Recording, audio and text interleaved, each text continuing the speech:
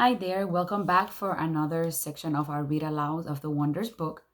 If you're following along, we are in page 153.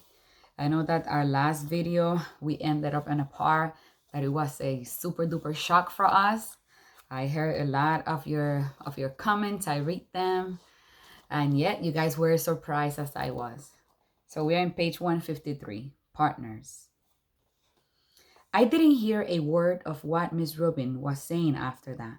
Blah, blah, blah. Science fair project, blah, blah, blah. Partners, blah, blah, blah. I was like the way grown ups talks in Charlie Brown movies. Like someone talking underwater. More, more, more, more, more. Then all of a sudden, Miss Rubin started pointing to the kids around the class. Reed and Tristan, Maya and Max, Charlotte and Jimena, August and Jack. She pointed to us when she said this. Miles and Amos, Julian and Henry, Savannah and... I didn't hear the rest. Huh? I said. The bell rang. So don't forget to get together with your partners to choose a project from the list, guys, said Miss Rubin as everyone started taking off. I look up at August, but he has already put his backpack on and was practically out the door. I must have had a stupid look on my face because Julian came over and said, Looks like you and your best bud are partners. He was smirking when he said this. I hated him so much right then. Hello, Earth to Jackwell, he said when I didn't answer him. Shut up, Julian. I was putting my loose leaf binder away in my backpack and just wanted him away from him. You must be so bummed you got stuck with him, he said. You should tell Miss Rubin you want to switch partners. I bet she'll let you. No, she wouldn't, I said. Ask her. No, I don't want to. Miss Rubin? Julian said, turning around and raising his hand at the same time. Miss Rubin was erasing the chalkboard at the front of the room. She turned when she heard her name. No, Julian, I whisper screamed. What is it, boys? She said impatiently. Could we switch partner if we wanted to? Said Julian, looking very innocent. Me and Jack had the science fair project idea that we wanted to work on together. Well, I guess we could arrange that. She started to say, No, it's okay, Miss Rubin. I said quickly, heading out the door. Bye. Julian ran after me. Why, why did you do that? He said, catching up to me at the stairs. We could have been partners. You don't have to be friends with that freak if you don't want to be, you know? And that's when I punch him right in the mouth. Oh, another choker. I want you to post your comments. I know that we have some inference scenes that we did yesterday. And is this what you guys were expecting? Yeah? Next chapter, detention. Some things you just can't explain. You don't even try. You don't know where to start. All your sentences would jumble up like a giant knot if you open your mouth. Any words you use would come out wrong. Jack, this is very, very serious, Mr. Tuchman was saying. I was in his office, sitting on a chair across from his desk, and looking at this picture of a pumpkin on the wall behind him. Kids get expelled for this kind of thing, Jack. I know you're a good kid, and I don't want that to happen, but you have to explain yourself. This is not like you, Jack, said Mom. She had come from work as soon as they had called her. I could tell she was going back and forth between being really mad and really surprised. I thought you and Julian were friends, said Mr. Tuchman. We're not friends, I said. My arms were crossed in front of me. But to punch someone in the mouth, Jack? Said Mom, raising her voice. I mean, What were you thinking? She looked at Mr. Tuchman. Honestly, he's never hit anyone before.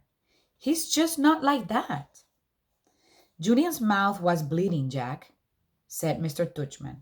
You knocked out a tooth. Did you know that? It was just a baby tooth, I said. Jack, said Mom, shaking her head. That's what Nurse Molly said. You're missing the point, Mom yelled. I just want to know why, Mr. Tuchman said, raising his shoulders.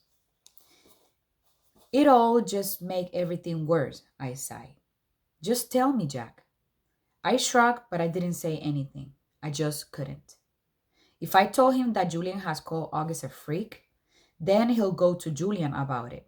Then Julian would tell him how I has mouth August too. And everybody would find out about it. Jack, said Mom. I started to cry. I'm sorry. Mr. Tuchman raised his eyebrows and nodded, but he didn't say anything. Instead, he kind of blew into his hands, like you do when your hands are cold. Jack, he said, I don't really know what to say here. I mean, you punch a kid. We have rules about that kind of things, you know? Automatic expulsion. And you're not even trying to explain yourself. I was crying a lot by now, and the second Mom put her arms around me, I started to bawl. Let's, said Mr. Tuchman, taking his glasses off to clean them. Let's do this, Jack. We are out for winter break as of next week anyway. How about you stay home for the rest of this week, and then after winter break, you'll come back and everything will be fresh and brand new. Clean slate, so to speak. Am I being suspended? I sniffled. Well, he said, shrugging. Technically, yes, but it is only for a couple of days. And I'll tell you what. While you are at home, you take the time to think about what's happened. And if you want to write me a letter explaining what happened and a letter to Julian apologizing, then we won't even put any of these in your permanent record, okay?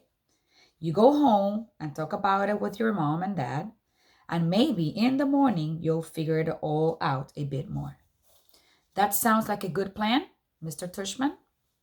Said Mom, nodding. Thank you. Everything is going to be okay, said Mr. Tuchman, walking over to the door, which was closed. I know you're a nice kid, Jack, and I know that sometimes even nice kids do dumb things, right? He opened the door. Thank you for being so understanding, said Mom, shaking his hand at the door. No problem. He leaned over and told her something quietly that I couldn't hear. I know, thank you, said Mom, nodding. So, kiddo, he said to me, putting his hands on my shoulders. Think about what you've done, okay? And have a great holiday. Happy Hanukkah. Merry Christmas. Happy Kwanzaa. I wiped my nose with my sleeve and started walking out the door. Say thank you to Mr. Tuchman, said Mom, tapping my shoulder. I stopped and turned around, but I couldn't look at him. Thank you, Mr. Tuchman, I said. Bye, Jack, he answered. Then I walked out the door.